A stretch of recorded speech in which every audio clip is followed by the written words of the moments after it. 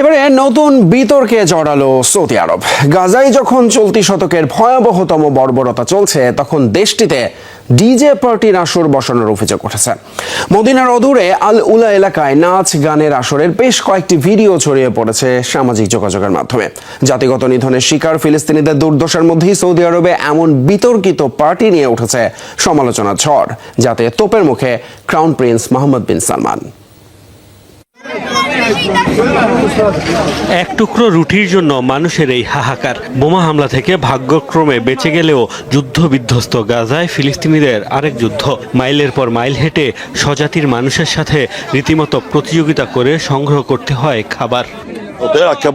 এখানকার পরিস্থিতি খুবই শোচনীয়। সহায়তার জন্য একটি কুপন পেতে 4 কিলোমিটার হাঁটতে হয়। নারী ও বৃদ্ধদের জন্য যা খুবই কঠিন। পৃথিবীর অন্য প্রান্তের মানুষের মতো আমরাও মানুষ, আমাদেরও খাবার প্রয়োজন। রাজপ্রাসাদ বিলাসিতা চাই না, শুধু ক্ষুধা নিবারণের জন্য খাবার চাই।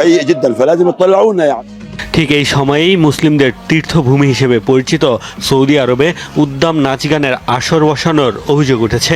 নেটিজেনদের দাবি, পবিত্র নগরী মদিনার অদূরে আল উলা শহরের বিখ্যাত এলিফ্যান্ট রকের সামনে হয় এই আয়োজন। কথিত ডিজে পার্টির বেশ কয়েকটি ভিডিও ছড়িয়ে পড়েছে সোশ্যাল মিডিয়ায়। এতে দেখা যায় পশ্চিমা গানের তালে তালে নাচছেন তরুণ তরুণীরা।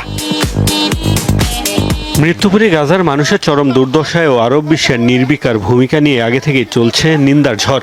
ইসরায়েলি আগ্রাসন বন্ধে কার্যকর ভূমিকা না রাখার অভিযোগে সমালোচনায় বিদ্ধ সৌদি আরবও। এরই মধ্যে এই নতুন বিতর্কে জড়ালো দেশটি।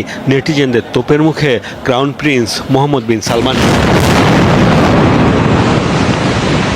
চলতি মাসে ঈদ উল ফিতর উপলক্ষে লুসাইল ফেস্টিভ্যালে কাতারের আকাশেও দেখা গেছে বর্ণিল আলোকসজ্জা, এয়ার শো। ছিল খোলা ময়দানে নাচ গানের আয়োজনও, যা নিয়েও সমালোচনা কম হয়নি।